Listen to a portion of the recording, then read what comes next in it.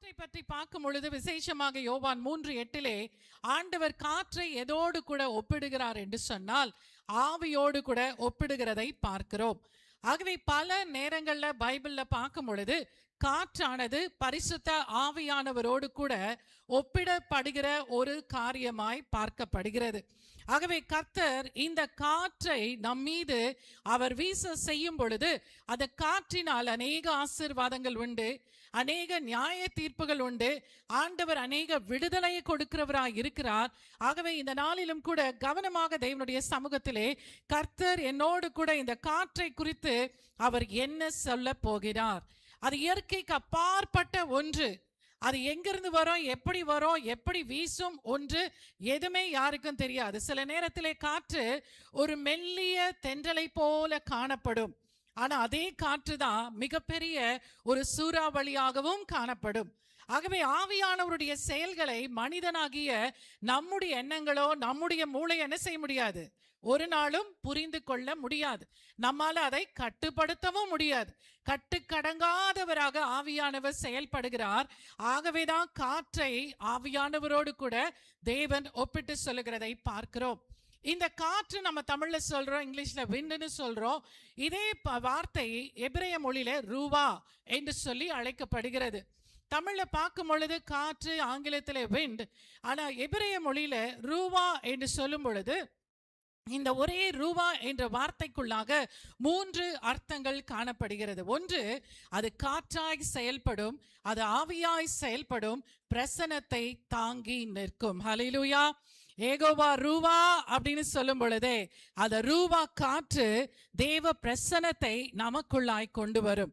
ஆண்டவருடைய காற்றை நம்முடைய வாழ்க்கையிலே நமக்குள்ளாய் கொண்டு வரும். அவருடைய ஆவியை நமக்குள்ளாக அது கிரியை செய்ய வைக்கும். ஹல்லேலூயா. ஆகவே அந்த ரூவா என்று சொல்லக்கூடிய அந்த வார்த்தைக்குள்ளாக இந்த 3 அர்த்தங்கள் காணப்படுகிறது. ஆரம்பத்திலே பார்க்கும் பொழுது ஆதியாகமம் 1:2 தேவ ஆவியானவர் அவர் ஜலத்தின் மேல் என்ன செய்தார், அசைவாடி கொண்டிருந்தார். ஹல்லேலூயா. அவர் அசைவாடுவதற்கு முன்பதாக இந்த பூமி எப்படி இருந்தது? வெறுமையாய் இருந்தது, ஒழுங்கின்மையாய் இருந்தது, இருள் நிறைந்த இடமாய் இருந்தது. ஆனால் ஆவியானவர் அசைவாடின பிற்பாடு அங்கே எல்லாமே மாற்றப்பட்ட ஒரு சூழ்நிலை உண்டானதை பார்க்கிறோம். ஆகவே வேதத்துல கர்த்தருடைய படைப்பாற்றல், ஆண்டவருடைய வெளிப்பாடு, ஆண்டவருடைய பிரசன்னம், ஆண்டவருடைய விடுதலை, இது எல்லாமே இந்த காற்று என்று சொல்லுகிற இந்த ஒரு வார்த்தையின் மூலமாக பல ஆயிரம் விளக்கங்கள் வேதத்திலே உண்டு. ஆகவே இதனுடைய நம்ம செய்திக்குள்ளாக போவதற்கு முன்பதாக வேதத்தில் இந்த காற்றை பற்றி ஆண்டவர் என்னெல்லாம் சொல்லி இருக்கிறார் அப்படின்னு சொல்லி சில காரியங்களை நாம் அறிந்து கொள்ள போகிறோம். இது நம்மளுடைய அண்டர்ஸ்டாண்டிங்காக. இதை புரிந்து கொள்ளும் பொழுது இந்த காற்று எப்படியெல்லாம் பயன்படுத்தப்பட்டது, எங்கெல்லாம் இந்த காரியங்கள் செயல்பட்டது என்றை நாம் அறிந்து கொள்ள போகிறோம். முதலாவதாக ஆதியாகமம் 8:1 வாசிக்கலாம். ஆதியாகமம் 8:1. தேவன் நோவாவையும் அவனுடனே பேழையிலிருந்த சகல காட்டு மிருகங்களையும் சகல நாட்டு மிருகங்களையும் நினைத்தருளினார். தேவன் பூமியின் மேல் காற்றை வீச பண்ணினார். அப்பொழுது ஜலம் அமர்ந்தது. ஹல்லேலூயா. தேவன் பூமியின் மேல் என்ன செய்தார்? காற்றை வீச பண்ணினார். ஆமென்.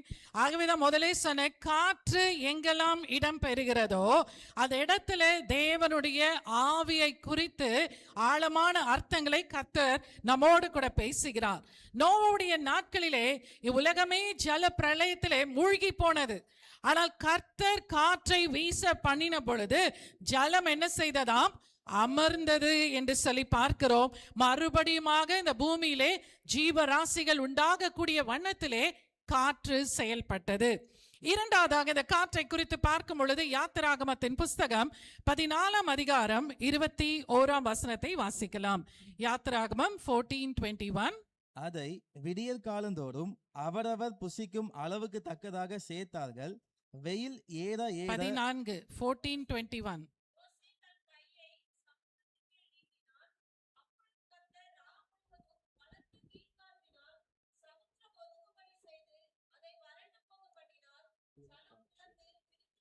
ஹல்லேலூயா. கர்த்தர் முழுவதும் என்ன செய்தார்? பலத்த கீழ்காற்றினால் சமுத்திரத்தையே ஒதுங்கும்படி செய்தார். ஆமென். ஜலம் என்று சொல்லும் பொழுது, காற்று என்று சொல்லும் பொழுது ஆவியானவரை குறிக்கிறது. ஜலத்தை வற்றி போக செய்த அதே காற்று தான் இங்கு செங்கடலை என்ன செய்கிறது? இரண்டாக பிளக்க செய்கிறது. அடுத்தபடியாக காற்று செய்த இன்னொரு காரியம், என்னாகமத்தின் புஸ்தகம் 11ஆம் அதிகாரம் 31ஆம் வசனத்தை வாசிக்கலாம். என்னாகமம் 11:31. அப்பொழுது கர்த்தரிடத்திலிருந்து புறப்பட்ட ஒரு காற்று சமுத்திரத்திலிருந்து காடைகளை அடித்து கொண்டு வந்து பாளையத்திலும் பாளையத்தை சுற்றிலும் இந்த பக்கம் ஒரு நாள் பிரயாணம் மட்டும் அந்த பக்கம் ஒரு நாள் பிரயாணம் மட்டும் தலையின் மேல் 2 முழ உயரம் விழுந்து கிடக்க செய்தது. ஆமென். ஹல்லேலூயா. கர்த்தரிடத்திலிருந்து புறப்பட்ட ஒரு காற்று, ஆண்டவரிடத்திலிருந்து புறப்பட்ட அவருடைய ஆவி என்ன செய்கிறது?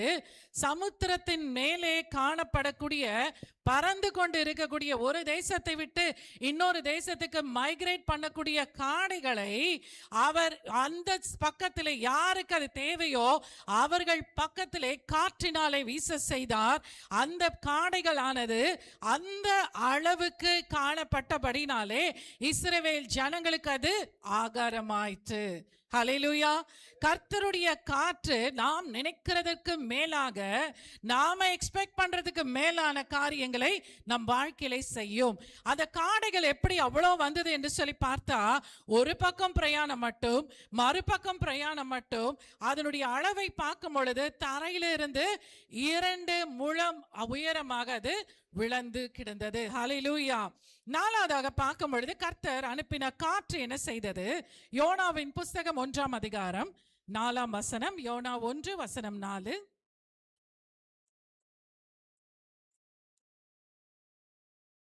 யோனாவின் புஸ்தகம் 1ஆம் அதிகாரம் 4ஆம் வசனம். எடுத்தவங்க வாசிக்கலாம்.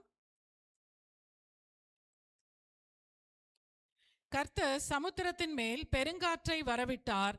அதனால் கடலிலே கப்பல் உடையும் என்று நினைக்கத்தக்க பெரிய கொந்தளிப்பு உண்டாயிற்று. ஆண்டவர் என்ன செய்தார்? சமுத்திரத்தின் மேல் பெரும் காற்றை வரவிட்டார். ஹல்லேலூயா. ஆகவே இந்த காற்றை பற்றி இன்னும் அநேக காரியங்கள், எலியாவுக்கு ஆண்டவர் தம்மை வெளிப்படுத்தும் பொழுது பலத்த காற்றினாலே வெளிப்பட்டார் என்று பார்க்கிறோம். இயேசு கிறிஸ்து தம் சீஷர்களோடு கூட அவர் படகிலே பிரயாணம் பண்ணும் பொழுது காற்றும் கடலும் கொந்தளித்த பொழுது ஆண்டவர் காற்றை அதட்டினார், உடனே அது அமர்ந்தது என்று சொல்லி நம்ம வாசிக்கிறோம்.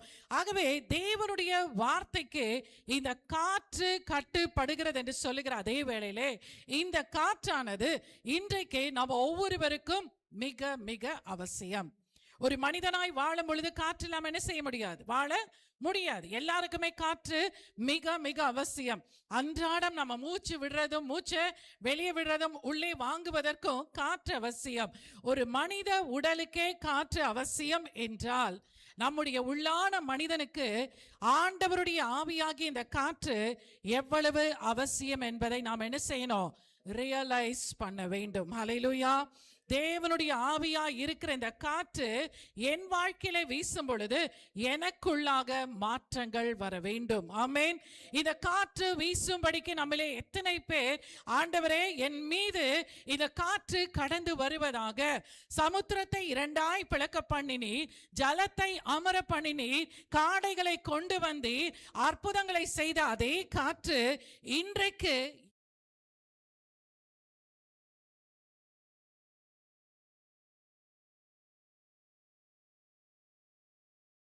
தேவன் இந்த காற்றை, இந்த ஆவியை எப்படி நமக்கு கொடுத்தார் என்றால், கிறிஸ்து நமக்காய் பூமிக்கு வந்தார், நமக்காய் வாழ்ந்தார், நமக்காய் தன்னையே அர்ப்பணித்தார், நமக்காய் தன் ஜீவனை கொடுத்தார், அடக்கம் பண்ணப்பட்டார், 3ஆம் நாளிலே உயிரோட எழுந்தார். ஹல்லேலூயா.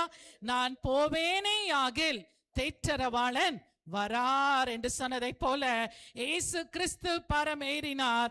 பரிசுத்த ஆவியாகிய தேற்றரவாளன் நமக்காக விலையேற பெற்றவராய் நமக்கு கொடுக்கப்பட்டார். ஹல்லேலூயா. எத்தனை பேர் ஆவியாகிய அந்த காற்றை உங்க வாழ்க்கையில அனுபவிக்கிறீங்க?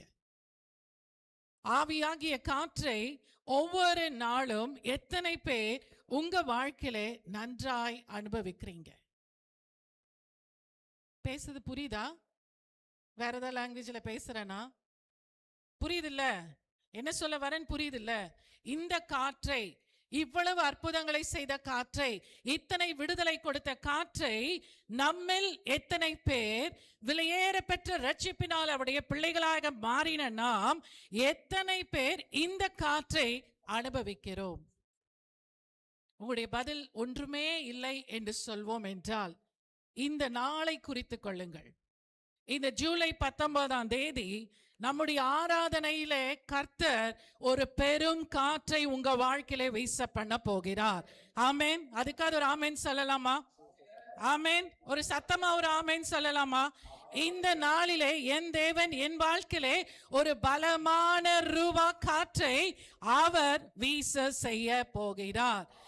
இனி நான் இதுவரை வாழ்ந்து கொண்டிருந்த விதத்திலே வாழ மாட்டேன்.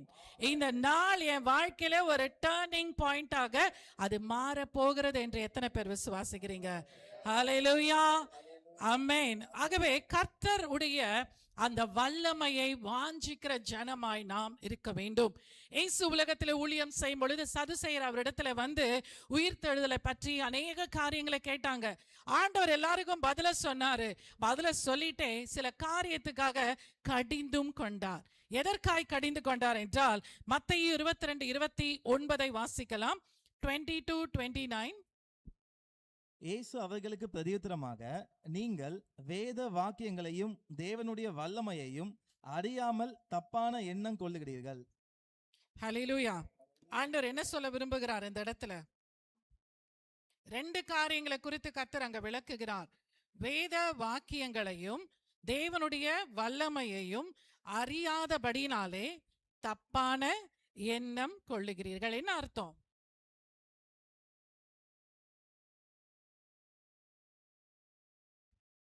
திருப்பியும் நான் கேள்வி கேட்டா செக் செக் செக் செக்.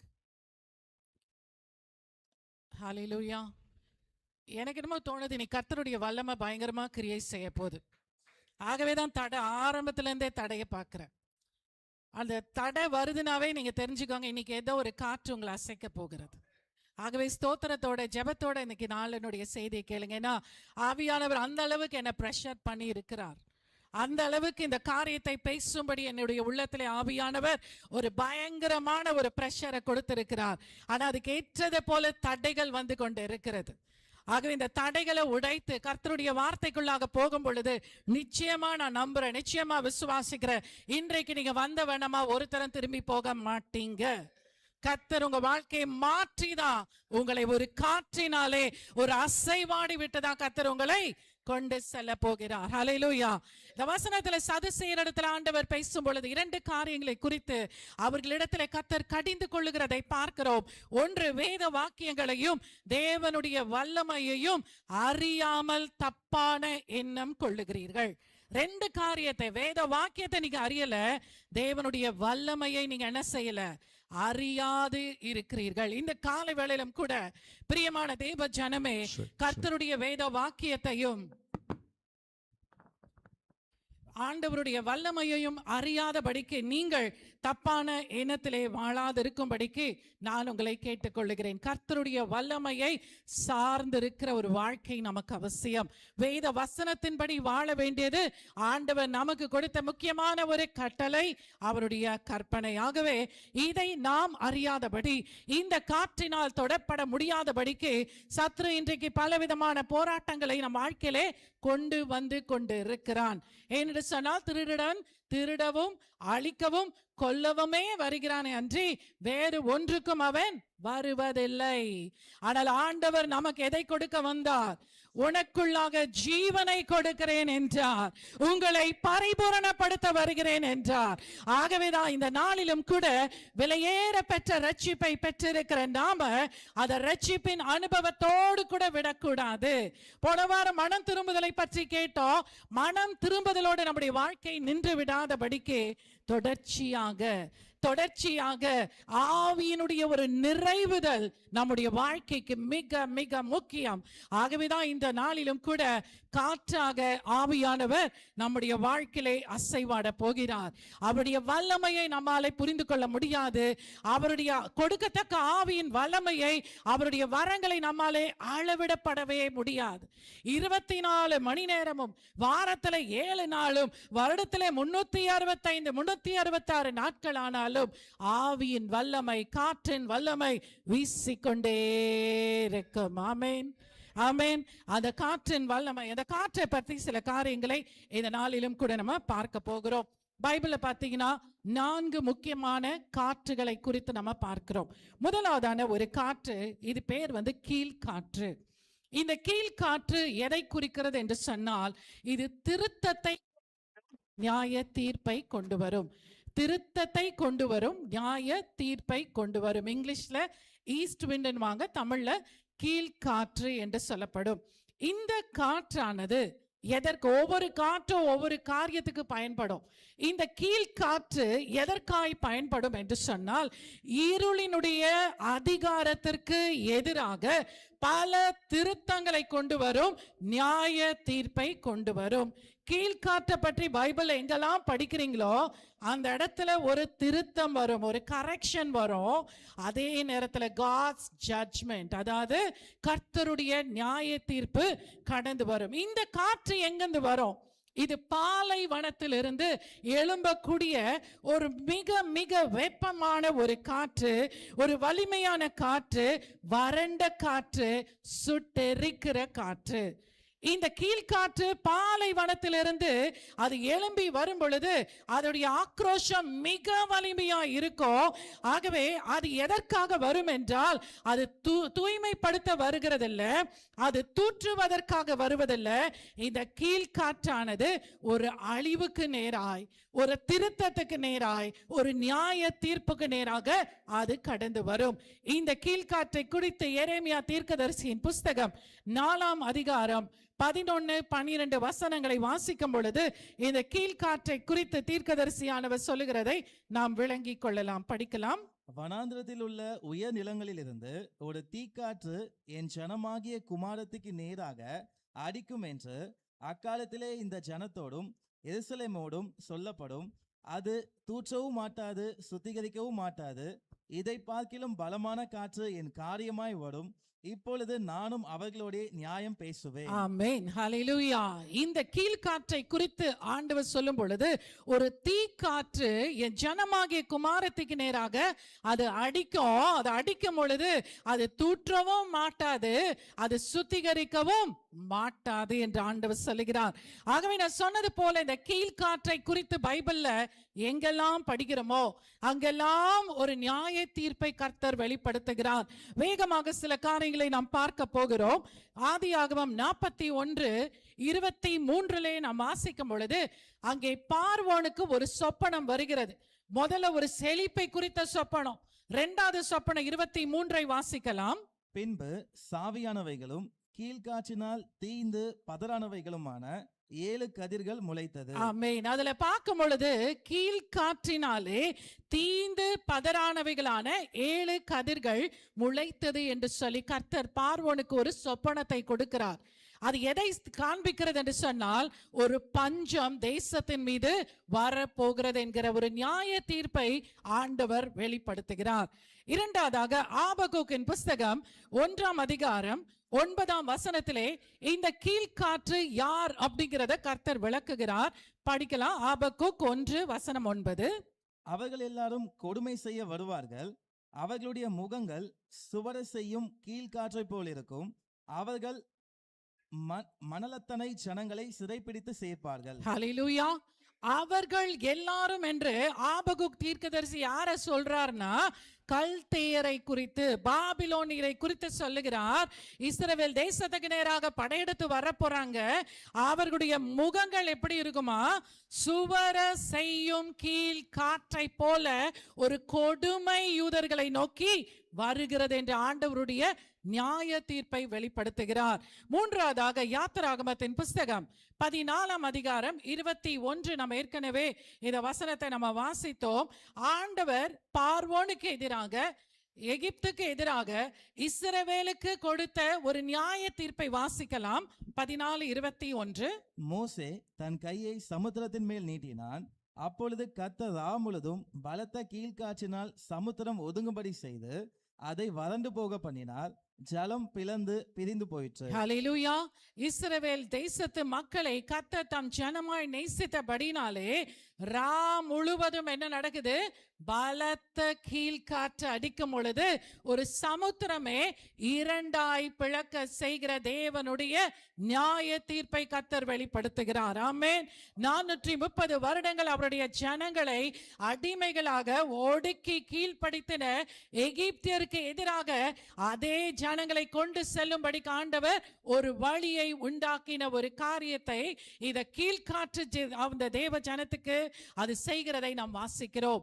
இன்னும் ஒரு வசனத்தை பார்க்கும் பொழுது அதே யாத்திராகமத்தின் புஸ்தகத்திலே 10 வாதைகளிலே ஒரு வாதை, யாத்திராகமம் 10 அதிகாரம் 13 வசனத்தை படிக்கலாம். 10:13. அப்படியே மோசே தன் கோலை எகிப்து தேசத்தின் மேல் நீட்டினான்.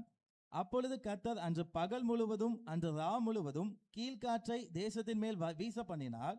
விடியற் காலத்திலே கீழ்காற்று வெட்டுக்கிளிகளை கொண்டு வந்தது. நியாய தீர்ப்பு விடியற் காலத்திலே எது கொண்டு வந்ததா?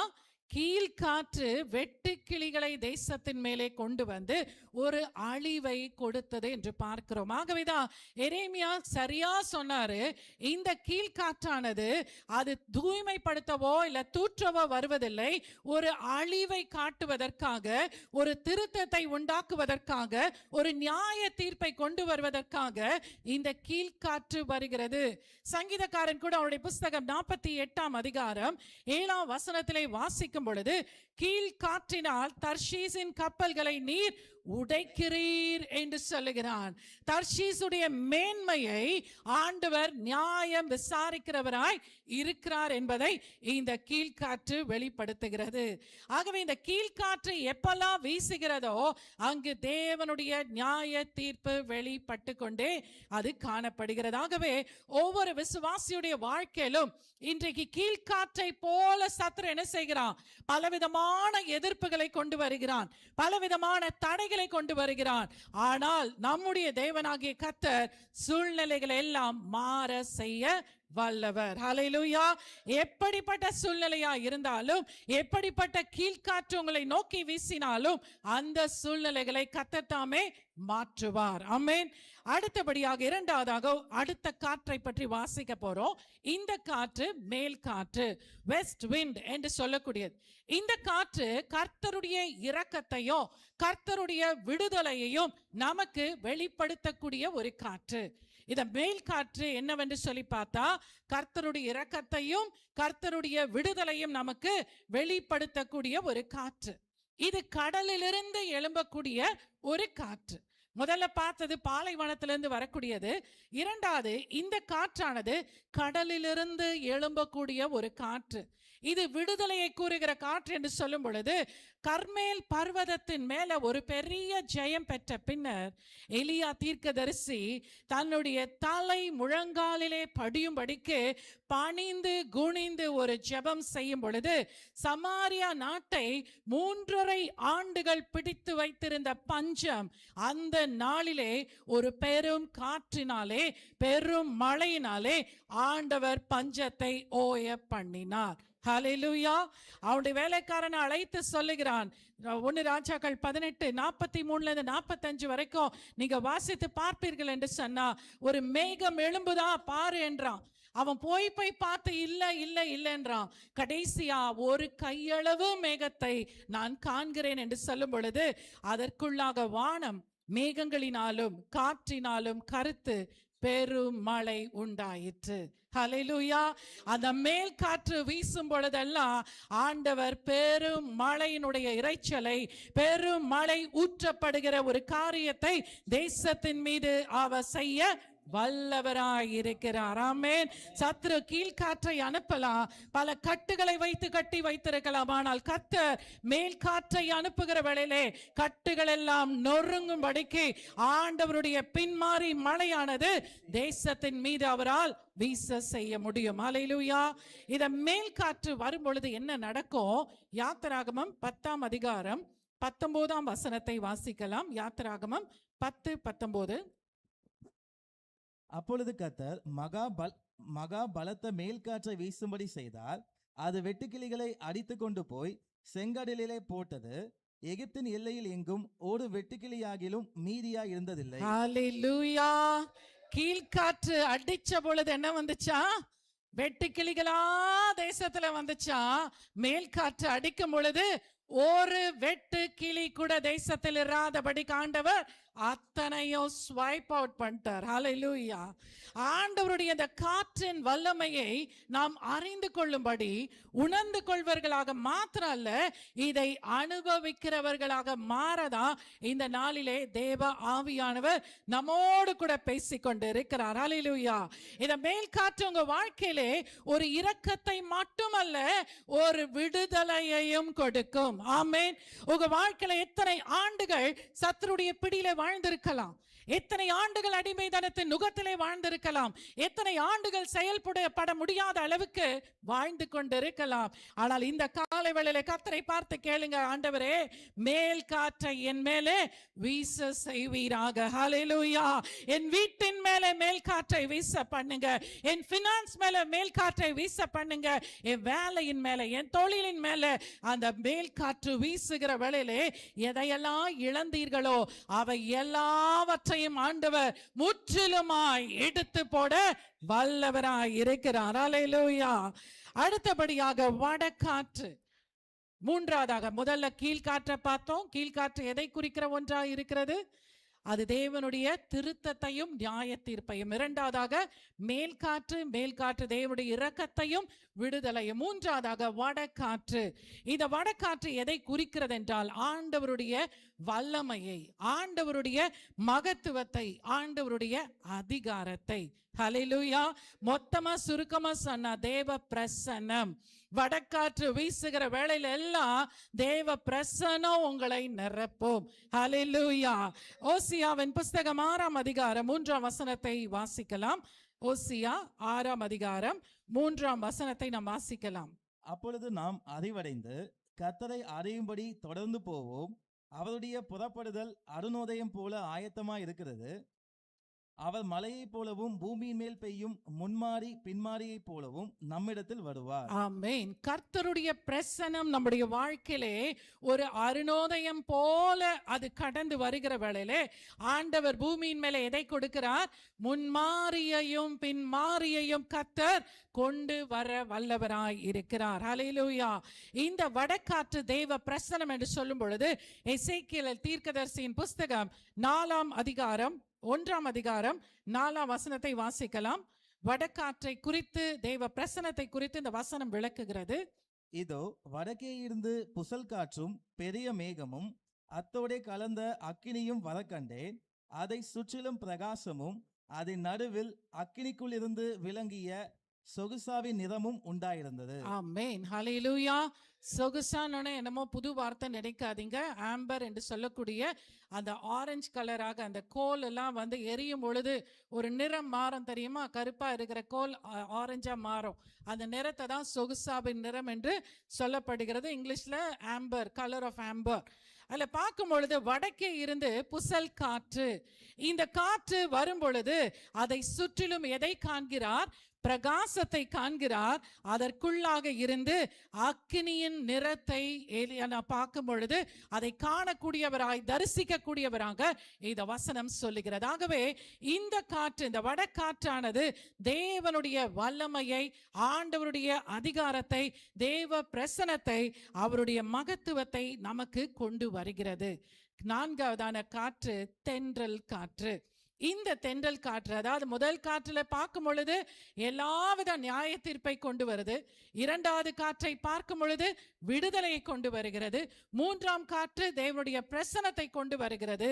நான்காம் காற்றாகிய தென்றல் காற்று தேவனுடைய செழிப்பை, ஆண்டவருடைய ஆசீர்வாதத்தை, கர்த்தருடைய மீட்சியை, தேவைகள் சந்திக்கப்படக்கூடிய ஒரு அருமையான தென்றல் காற்றாய் காணப்படுகிறது. ஒருவேளை எதிரி உங்களுடைய வாழ்க்கையிலே இருந்த எல்லாவற்றையும் கீழ்காற்றினால எடுத்து போயிருக்கலாம்.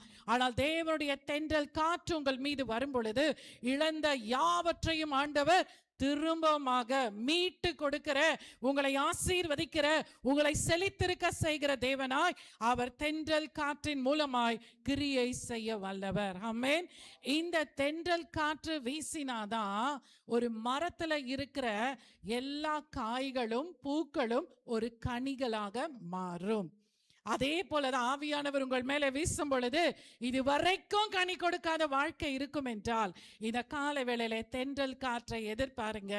அந்த தென்றல் காற்று உங்க மேல வீசும் பொழுது அது உங்க வாழ்க்கைக்கு வேண்டிய ஒரு கனி நிறைந்த, ஒரு செழித்திருக்கிற, ஒரு ஆசீர்வதிக்கப்பட்ட ஒரு வாழ்க்கையை கொடுக்க அது வல்லதாய் இருக்கிறது. உன்னத பாட்டின் புஸ்தகம் 4ஆம் அதிகாரம் 16ஆம் வசனத்தை வாசிக்கலாம். உன்னத பாட்டு 4:16. வாடையே எழும்பு, தென்றலே வா, கந்த பிசின்கள் வடிய என் தோட்டத்தில் வீசு, என் நேசர் தம்முடைய தோட்டத்துக்கு வந்து தமது அருமையான கனிகளை புசிப்பாராக. ஆமென். ஹல்லேலூயா. இந்த தென்றல் காற்று நம்முடைய தோட்டமாகிய தேவனுடைய சபைக்குள்ளாக வீசும் பொழுது நேசர் நம்முடைய தோட்டத்துக்குள்ளாக வருவார். நம்முடைய வாழ்க்கையின் மூலமாக கொடுக்கப்படுகிற அருமையான கனிகளை அவர் புசிப்பார். ஹல்லேலூயா. இதுதான் நம்முடைய நேசருடைய விருப்பம். அந்த நேசருடைய விருப்பத்துக்கு இணங்கிதான் மனவாட்டி செயல்பட வேண்டும் என்று தேவன் விரும்புகிறார். ஹல்லேலூயா. ஆகவே யோவேல் 2:25 வாசிக்கிறது போல இதுவரைக்கும் வெட்டு கிளிகளினாலும் எப்படிப்பட்ட காரியத்தினாலும் இழந்த எல்லாவற்றையும் தேவன் திரும்ப அளிக்கிறவராய் இருக்கிறார். இந்த தென்றல் காற்று வீசும் பொழுது இதுவரைக்கும் தடைப்பட்ட காரியங்கள், இதுவரை தாமதித்துக் கொண்டிருந்த காரியங்கள் அத்தனையும் ஆண்டவர் துரிதமாய் தீவிரமாய் நமக்காய் செய்து முடிப்பார். ஆமென். இதுவரைக்கும் நீங்க எதிர்பார்த்திருக்கலாம், நடக்கலையே நடக்கலையே நடக்கலையே, தாமதமாகுதே நினைக்கலாம். ஆனால் இந்த கால வேளையிலே சபையாகிய மனவாட்டியின் மீது தென்றல் காற்றாக தேவ ஆவியானவர் வீசுகிற வேளையிலே உங்கள் வாழ்க்கையிலே காத்திருந்து காத்திருந்து ஓய்ந்து போன காரியங்கள் எல்லாம் இன்றைக்கு பூ பூக்க ஆரம்பிக்கும். உங்க வாழ்க்கையிலே கனிகளை கொடுக்கும். ஹல்லேலூயா.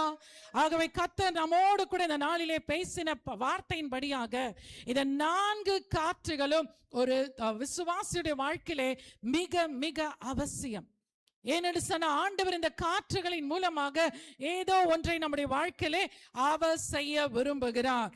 கீழ்காற்று நியாய தீர்ப்பு, மேல் காற்று தேவனுடைய விடுதலை, வடகாற்று வல்லமை, தென்றல் காற்று நம்முடைய வாழ்க்கையிலே ஒரு புதுமையையும் ஒரு புதுப்பித்தலையும் ஒரு ஆசீர்வாதத்தையும் அது கொண்டு வருகிறது. ஹல்லேலூயா. இந்த 4 காற்றுகளை குறித்து எசேக்கியேல் தீர்க்கதரிசியின் புஸ்தகத்திலே நம்ம வாசிக்கும் பொழுது ஒரு எலும்புகள் நிறைந்த ஒரு பள்ளத்தாக்குக்கு நேராக தேவன் தாமே அவனை கொண்டு செல்லுகிறார்.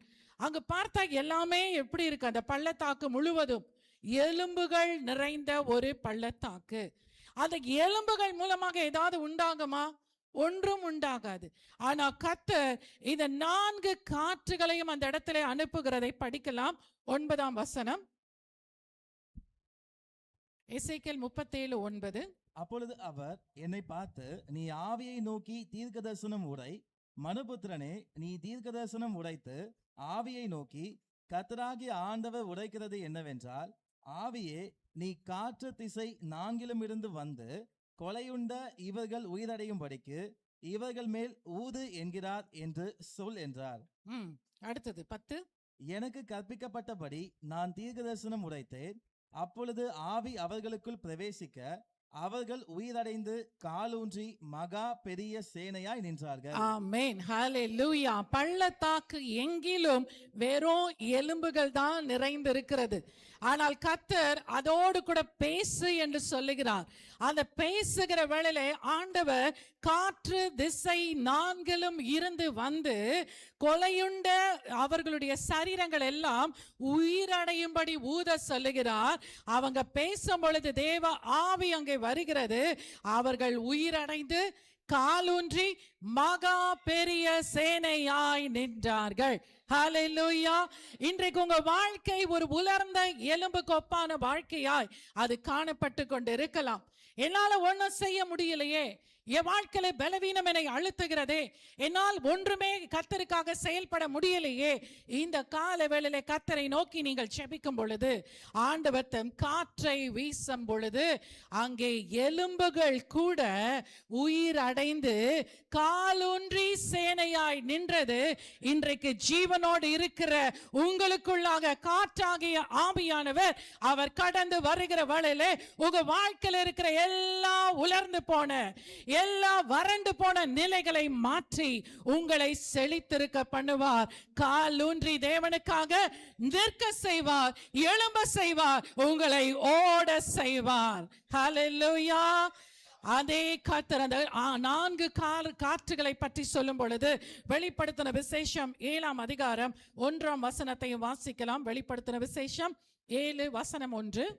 இவைகளுக்கு பின்பு பூமியின் 4 திசைகளிலும் 4 தூதர்கள் நின்று பூமியின் மேலாவது சமுத்திரத்தின் மேலாவது ஒரு மரத்தின் மேலாவது காற்று அடியாதபடிக்கு பூமியின் 4 காற்றுகளையும் பிடித்திருக்க கண்டேன். இந்த சம்பவங்கள் எல்லாம் சபை எடுத்துக்கொள்ளப்பட்ட பிற்பாடு நடக்க போகிற சம்பவம்.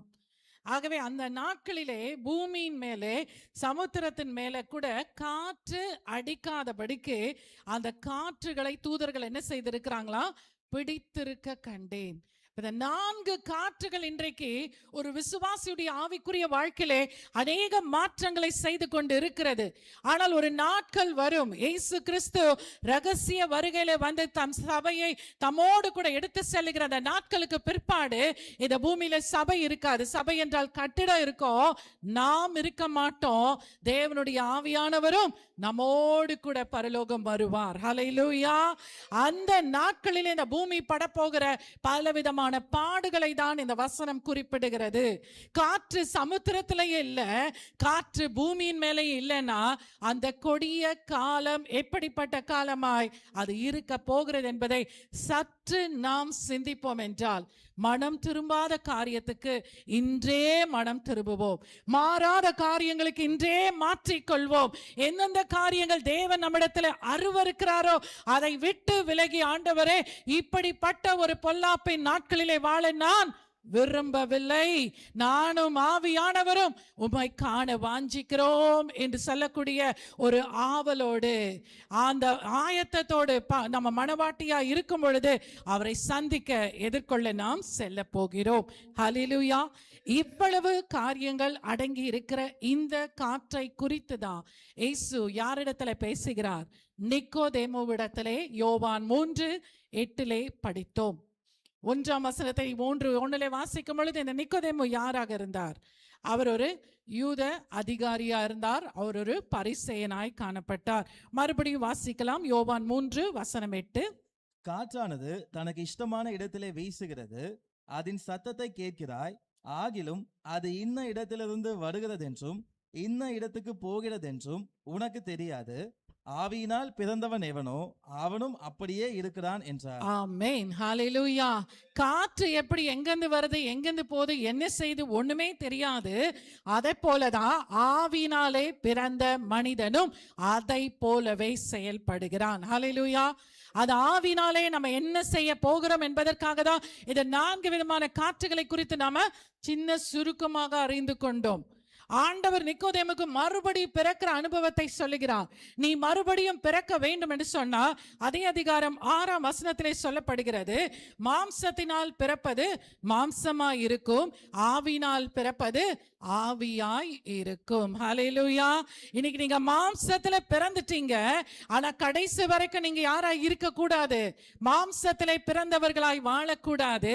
நீங்க உங்க வாழ்க்கையில மனம் திரும்பி இயேசுவை என்றைக்கு ஏற்றுக்கொண்டீர்களோ அன்றைக்கு உங்களுக்குள்ளாக யார் வந்து விட்டது, ஆவியானவர் வந்து விட்டார்.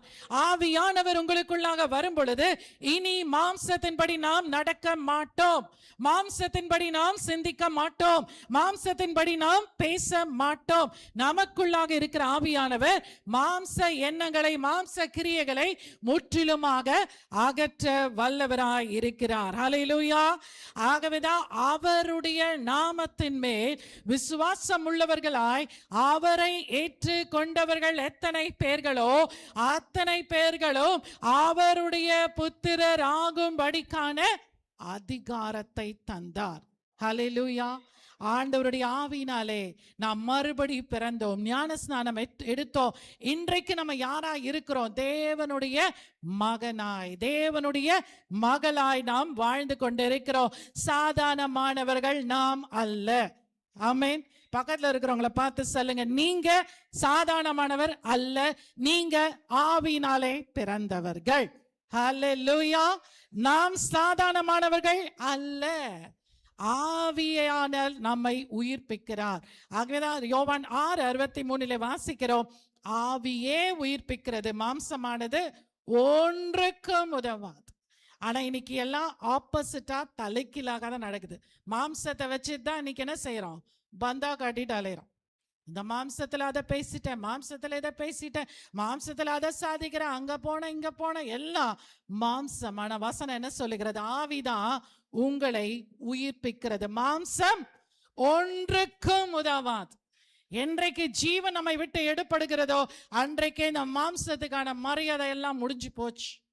ஆகவேதான் கர்த்தர் என்ன சொல்லுகிறார், மாம்சத்திலே பிறந்தா மாம்சத்திலே தான் வாழ்வீங்க, ஆவியிலே பிறங்க, ஆவி உங்களை உயிர்ப்பிக்க கூடியதா இருக்கிறது.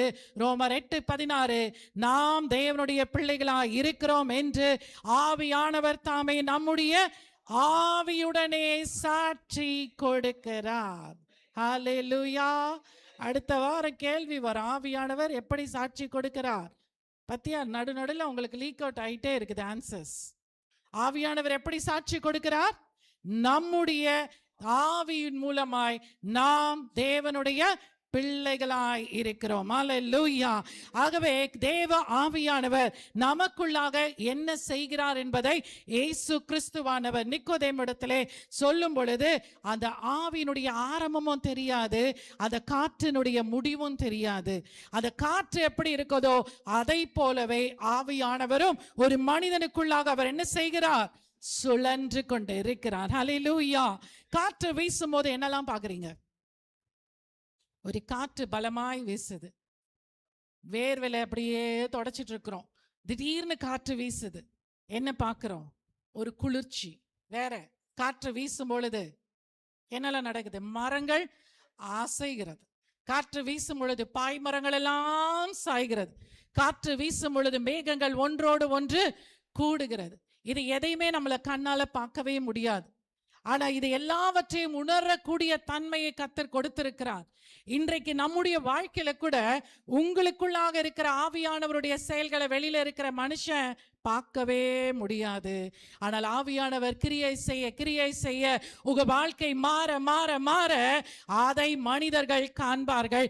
அப்படிப்பட்ட ஒரு காற்றாக கர்த்தர் உங்கள் மேலே வீசும்படிக்கு, உங்கள் இருதயங்களை மாற்றும்படிக்கு, உங்களை அனல் கொண்டு எழுப்பும்படிக்கு, உங்களை தேவனுடைய புத்திரராக மாற்றும்படிக்கு தேவன் கிரியைகளை செய்கிறார். ஹல்லேலூயா. ஆகவேதான் தேவ பிரசன்னம் இந்த நாட்களிலே நம்மை நிறைக்கும் பொழுது பரிசுத்த ஆவியானவர் புதிய உடன்படிக்கையிலே, புதிய ஏற்பாட்டிலே நமக்குள்ளாக பலமாய் கிரியை செய்கிறார்.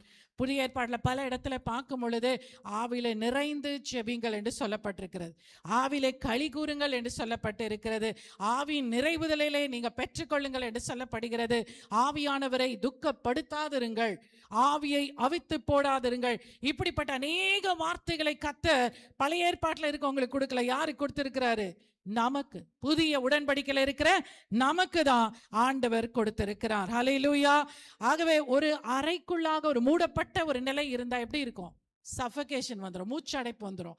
ஆனா அதே ஜன்னலை திறந்து விட்டா, கதவை திறந்து விட்டா எப்படி இருக்கும்? அது வெளியே காற்று உள்ளே வரும்பொழுது, ஒருவேளை என்றைக்கோ பெற்ற ஆவியின் வல்லமையில இன்றைக்கு நீங்க உங்களுடைய வாழ்க்கை ஒரு எழுப்புதல் நிறைந்த வாழ்க்கையாக மாறாது இருந்திருக்கலாம். ஆனால் இன்றைக்கு உங்களுடைய இருதய கதவுகளை திறக்கும் பொழுது ஆவியானவர் உங்களுக்குள்ளாக வருவார், ஒரு காற்றாக வீசுவார். அவர் விரும்புகிறதை உங்க வாழ்க்கையிலே அவர் செய்து முடிப்பார். ஆமென்.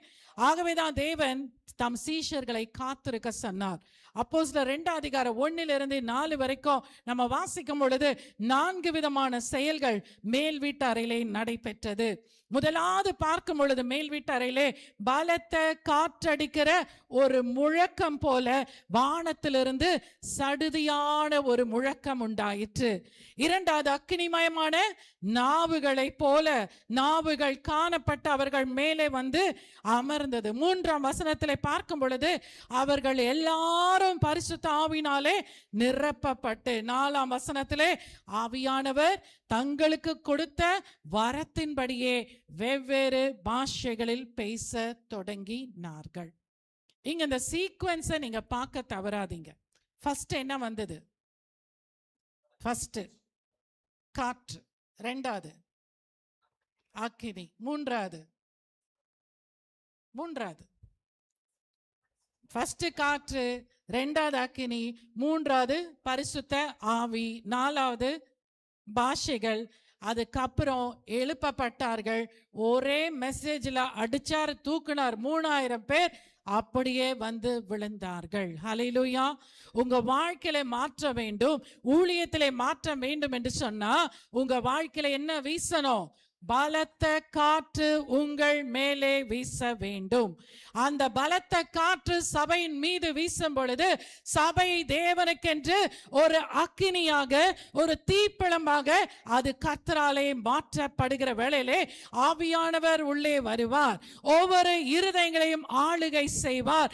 இருதயங்களுக்குள்ளாக இருக்கிற வேறுபாடுகள் எல்லாவற்றையும் ஆவியானவர் முற்றிலுமாக உடைத்தெறிவார். நமக்குள்ளாக வரங்கள் செயல்படும். நாம் எழுப்புதல் அடைவோம். கர்த்தருடைய வார்த்தையை தைரியமாக எங்கும் பிரஸ்தாபப்படுத்தக்கூடிய ஒரு சூழ்நிலை எப்போ வரும் என்றால் ஆவியானவர் காற்றாய் உங்கள் மேல் இறங்க வேண்டும். ஹல்லேலூயா.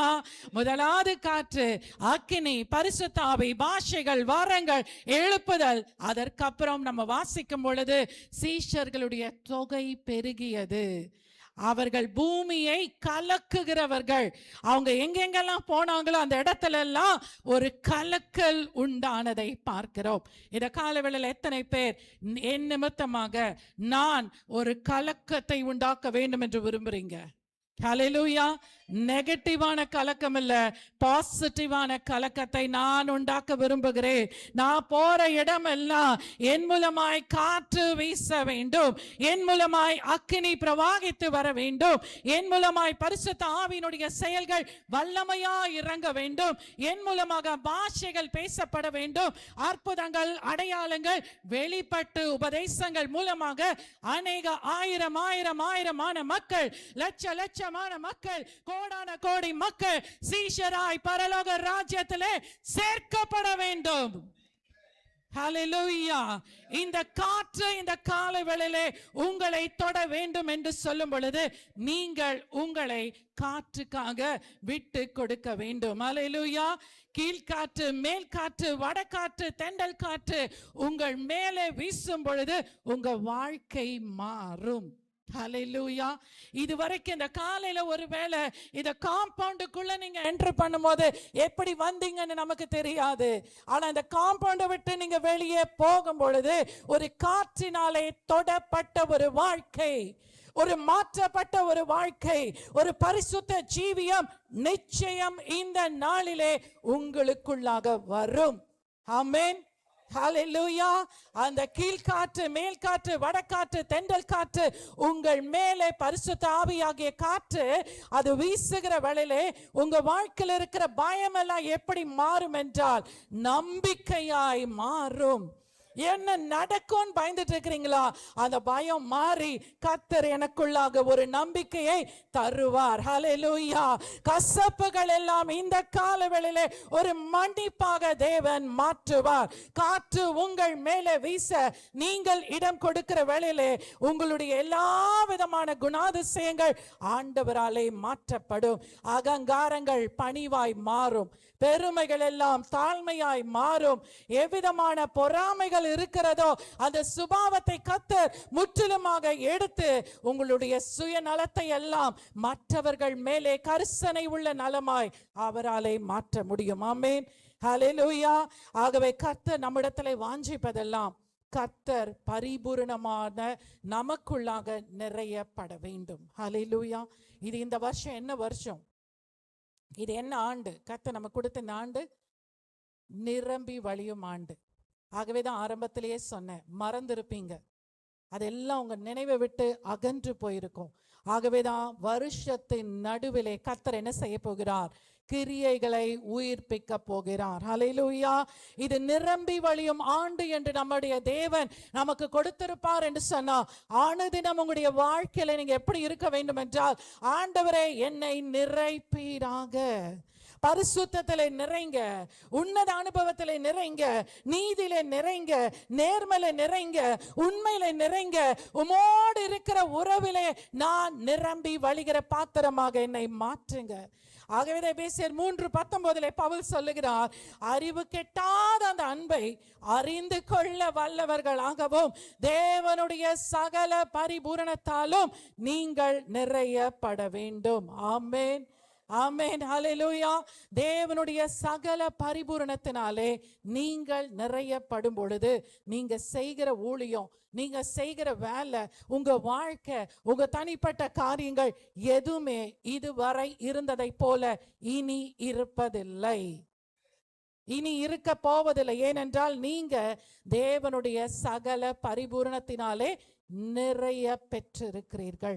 அவருடைய ஆவி நமக்குள்ளாக வரும் பொழுது செத்தவைகள் எல்லாம் உங்களுடைய வாழ்க்கையிலே மறுபடியுமாக உயிர்ப்பிக்கிற ஒரு வல்லமைக்குள்ளாய் காணப்படும். அல்லேலூயா. இயேசுவை மரித்தோரிலிருந்து எழுப்பின ஆவி உங்களிடத்தில் வாசமாய் இருக்கும் பொழுது உங்க வாழ்க்கையிலே சாவுக்கு ஏதுவான அனைத்தையும் ஆண்டவர் என்ன செய்வார்? உயிர்ப்பிக்கிற தேவனாக இருக்கிறார். ஆமென். எலும்புகளின் பள்ளத்தாக்கிலே காற்று வீசின பொழுது எலும்புகள் எல்லாம் உயிர் அடைந்தது என்று சொல்லி நம்ம பார்க்கிறோம். உங்க வாழ்க்கையிலே பள்ளத்தாக்கின் அனுபவத்தை எல்லாம் ஆண்டவர் மகிமையின் அனுபவமாக, மகிமையின் பிரசனம் நிறைந்த அனுபவமாக தேவன் மாற்றுவார். ஹல்லேலூயா. காற்று வீசும் பொழுது உங்களுடைய வாழ்க்கையில் இருக்கிற தடைகள் எல்லாம் கர்த்தராலே உடைக்கப்படும். ஹல்லேலூயா. அந்த ராத்திரி 6 லட்சம் பேரோடு மோசே சிவந்த சமுத்திரத்துக்கு முன்பதாய் நிற்கிறார். முன்னால சமுத்திரம், பின்னாடி பார்வோனுடைய சேனைகள். என்ன செய்ய போகிறோம் ஆண்டவரே? கர்த்தருடைய காற்று ரா முழுவதும் வீசியது.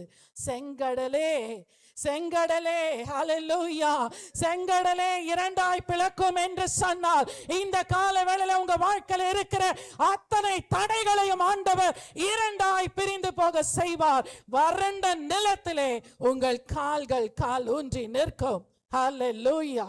Praise the Lord. கர்த்தருடைய காற்று உங்க வாழ்க்கையை உயிர்ப்பிக்கும். கர்த்தருடைய காற்று உங்க வாழ்க்கையில வருகிற தடைகள் எல்லாவற்றையும் அது முற்றிலுமாக உடைத்து போடும். அவர் வனாந்திரத்திலே வழியும் அவாந்திர வழியிலே ஆறுகளையும் அதிசயம் உண்டாக்குகிற தேவன். அவரே உங்க வாழ்க்கையில புதிய காரியங்களை செய்வார். அது இன்றைக்கே தோன்றும், இப்பொழுதே தோன்றும். விசுவாசிக்கிறவங்க கரங்களை நல்லா தட்டி, ஆண்டவர் எனக்காக புதிய காரியத்தை நாளிலே செய்ய போகிறார். ஹல்லேலூயா. எங்கெல்லாம் வழி இல்லையோ, எங்கெல்லாம் வாய்ப்பு இல்லையோ, கர்த்தர் உங்களுக்காக புதிய வாய்ப்புகளை, ஹல்லேலூயா, புதிய தருணங்களை, புதிய எதிர்பாராத காரியங்களை இன்றைக்கு செய்ய போகிறார். ஹல்லேலூயா. பார்வோன் யோசிச்சான், அவங்க முன்னாடி வெறும் செங்கடல் தானே இருக்குது, அந்த செங்கடலை மாட்டிக்கிட்டு எல்லாரும் சாவ போறாங்கன்னு நினைச்சான். ஆனா டிராப்பா நினைச்சத ட்ரையம்பா மாத்துகிற தேவன் நம்முடைய தேவன். ஹல்லேலூயா. ஒரு கண்ணி இவங்களுக்கு நேரா வந்துரும், இவங்க இதுல விழுந்து போயிருவாங்க, இவங்க அமிழ்ந்து போயிருவாங்க, இவங்க ஒண்ணுமே இல்லாம போயிருவாங்கன்னு சொல்லி உங்களை சுத்தி 1000 பேர் 1000 வார்த்தைகளை பேசலாம். ஆனால் அமிழ்ந்து போற சூழ்நிலையில் இருந்துதான் கர்த்தர் உன்னதத்திலே உங்களை எடுத்து உயர நிற்க வைப்பார். ஹல்லேலூயா. உங்களை பேசின வாய்கள் எல்லாம் மூடும்படி கர்த்தர் செய்வார். ஆமென். கர்த்தருடைய காற்று உங்கள் மேலே வீசும் பொழுது எல்லாம் உயிரடையும், தடைகள் எல்லாம் மாறும். உங்க வாழ்க்கையிலே ஒரு எழுப்புதலை காற்று கொண்டு வரும். அன்றைக்கு மேல் வீட்டு அறையில 120 பேர் மேலதான் காற்று வீசியது. ஆனா அந்த 120 பேரை கொண்டு இன்றைக்கு கர்த்தர் கோடான கோடி ஜனங்களை அசைத்து கொண்டு இருக்கிறார் என்று சொன்னா, சர்ச் ஆஃப் த கமிங் கிங்கை கொண்டு ஆண்டவர் இந்த உலகத்தை அசைக்கும் நாட்கள் சீக்கிரமாய் வரப்போகிறது. ஹல்லேலூயா. ஒவ்வொருவரையும் ஆண்டவர் ஒரு ஊழியக்காரனாய், ஊழியக்காரியாய் அவர் மாற்றுகிற நாட்கள் வெகு தொலைவில் இல்லை. சபையாரே, கர்த்தர் சீக்கிரமாய் உங்களை கொண்டுதான் கர்த்தர் செய்ய போகிறார். ஒவ்வொரு இருதயங்களையும் ஆண்டவர் அசைக்க போகிறார். சாதாரணமாய் வந்து மேல் வீட்டறையிலே உட்கார்ந்தார்கள், ஆனால் கர்த்தர் அவர்களை அபிஷேகித்து அவர்களை கொண்டு அற்புத அடையாளங்களை செய்தார், தேசங்களை குலுங்க செய்தார். அவர்கள் கூடி ஜெபித்த பொழுது அவர்கள் கூடியிருந்த இடமே என்ன செய்தது? அசைந்தது. ஆமென். இந்த இடத்துல இங்க உட்கார்ந்து ஜெபிக்கிற ஜெபங்களுக்கு ஆண்டவர் இந்த இடங்களை அசைவ பண்ணுவார். உங்க வாழ்க்கை அசைய பண்ணுவார், உங்க ஊழியத்தை அசைய பண்ணுவார். இருந்த வண்ணமாய் நீங்கள் இனி இருக்க போவதில்லை. இந்த காலவேளையில கர்த்தரிடத்துல கேட்க போகிறோம், ஆண்டவரே என் மீது உம்முடைய பரிசுத்த ஆவியின் வல்லமையை ஊற்றுங்க. ஆண்டவரே என் மீது பரிசுத்த ஆவியாக காற்றை வீச செய்யுங்க. ஆண்டவரே இதுவரைக்கும் என் வாழ்க்கையிலே அனுபவித்திராத வகையில ஆவிக்குரிய வாழ்க்கையில நான் மாறணும். ஆண்டவரே, பிரியமான தேவ ஜனமே, நீங்க தேவ சமூகத்திலே கண்ணீரோடு ஆவியில நிரம்பி ஜெபித்து எத்தனை நாட்கள் ஆயிற்று என்று யோசித்து பாருங்க. கர்த்தருடைய சமூகத்திலே நேரம் எடுத்து மணிக்கணக்கா ஜெபித்து எத்தனை நாட்கள் ஆயிற்று என்று யோசித்து பாருங்க. வாக்கு தத்தங்களை பற்றி கொண்டு விசுவாசத்தோடு ஜெபித்து எத்தனை நாட்கள் ஆயிற்று. அழிந்து போகிற ஆத்துமாக்களுக்காக கண்ணீரோடு திறப்பிலே நின்று மன்றாடி ஜெபித்த நாட்கள் எத்தனை நாட்கள் ஆயிற்று. கர்த்தர் இந்த நாளிலே சூழ்நிலைகளை மாற்றுகிறவராய் இருக்கிறார்.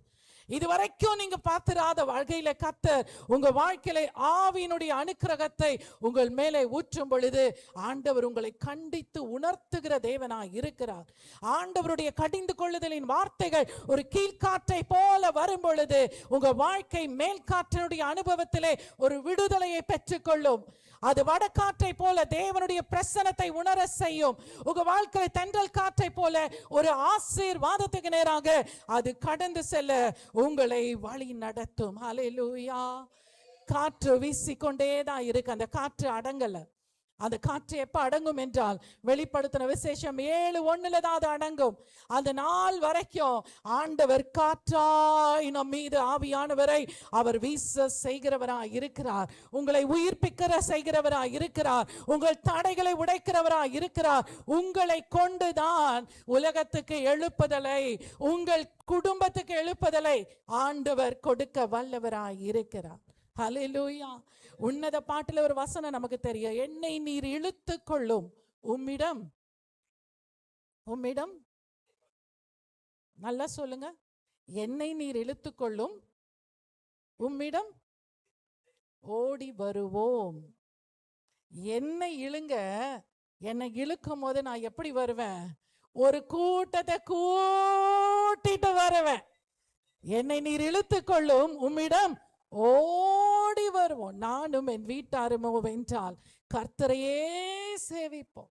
ஆண்டவர் அந்த வாக்கு தத்தத்தை ஏன் கொடுத்தார் என்றால், அவர் வம்சத்துக்கு ஒருவன், ஊருக்கு ஒருவனை தெரிந்து கொண்டார். உங்களை தெரிந்து கொண்ட ஆண்டவர் உங்களை கொண்டுதான் அற்புதமான கிரியைகளை செய்ய போகிறார். அல்லேலூயா. இந்த காலை வேளையில எத்தனை பேர் அந்த எழுப்புதலுக்கு ஆயத்தமா இருக்கிறீங்க? எழும்பி நிற்க போகிறோம்.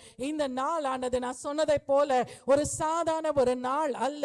இந்த நாளானது எப்பொழுது வழக்கம் போல வந்து போகிற ஒரு ஞாயிற்றுக்கிழமை அல்ல. இந்த நாளிலே ஆவியானவர் ஏதோ ஒன்றை உங்க வாழ்க்கையில அவர் செய்ய போகிறார். ஹல்லேலூயா.